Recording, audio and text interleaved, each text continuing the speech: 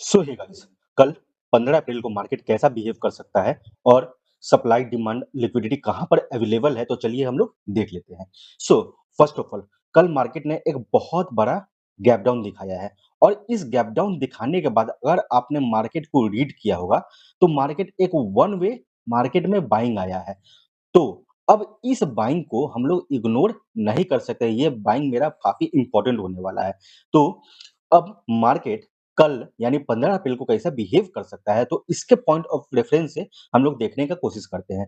तो अगर हम लोग 15 मिनट के चार्ट पे आते हैं, तो 15 मिनट के चार्ट पे अगर आप नोटिस करोगे, तो मार्केट ने ये जो मेरा पॉइंट है, यहीं से एग्ज़ैक्ट सप्लाई लेने की कोशिश किया और अभी मार्केट ये जो है, ये सब कंप्लीटली क्या है मेरा एक अभी भी सेलर्स के लिए एक ज़ोन है।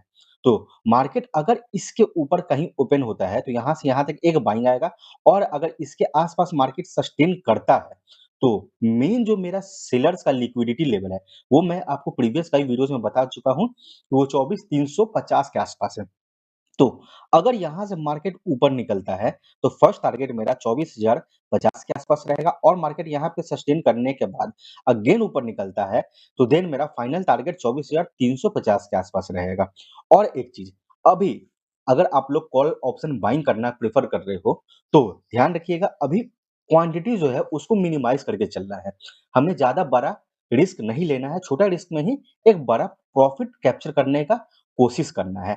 और मार्केट को अब चलिए देख लेते हैं शॉर्ट कैसे कर सकते हैं। सो अगर मार्केट 24,300 के आस-पास आ जाए, 300-350 के आस-पास, जैसा कि मैं आपको बता रहा हूँ कि मार्केट में यहाँ पे एक सप्लाई लेवल पेंडिंग है और सप्लाई लेवल क्यों पेंडिंग है, तो अब डेली चार्ट पे वीकली चार्ट पे मैं आपको लेकर चलता हूँ। तो वीकली चार्ट पे जैसा कि मैंने आपको प्रीवियस वीडियोज़ में बताया था कि मार्केट ने इस लेवल का हमारा जो ब्रेकडाउन दिया है, तो ये ब्रेकडाउन कब तक वैलिड है जब तक इसके ऊपर मार्केट सस्टेन नहीं करता है और मार्केट फर्स्ट टाइम इस लेवल के आसपास जा रहा है। तो फर्स्ट टाइम जैसे ही इस लेवल के आसपास जाएगा, तो मार्केट एक बार में इस लेवल को ब्रेक नहीं करेगा। तो यहाँ पे प्रॉफिट बुकिंग करना काफ़ी इम्पोर्टेंट हो जाता है। तो अगर 15 मिनट के चार्ट पे अब हम लोग कैसे प्ले करेंगे, सपोज़ कीजिए यहाँ पे कुछ सप्लाई आया और सप्लाई आने के बाद हमें कैसे प्ले करना है, तो उसे हम लोग चलिए अब डिस्कस कर लेते हैं। तो सपोज़ कीजिए अगर हमें 23,000 सॉरी तो सपोज़ कीजिए अगर हमें यहाँ 24,350 के आस-पास का टारगेट मिल गया, तो यहाँ पे हम लोग क्या करेंगे,